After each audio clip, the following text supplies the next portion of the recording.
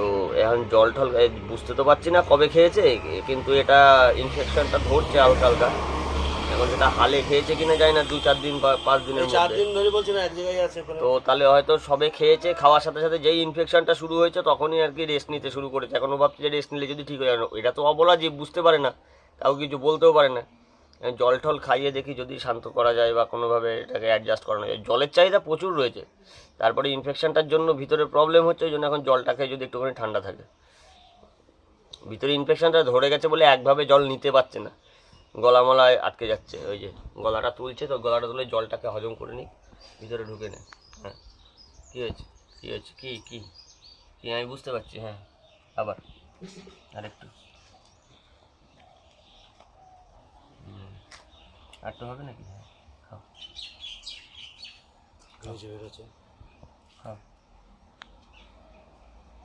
ওই ভিতরে ইনফেকশনের জন্য না ওই জায়গাটা পুরো লালা ফালায় ভর্তি হয়ে গেছে, ইন্টারনাল অর্গান ইঞ্জুরি হয়েছে আর কি। কি কি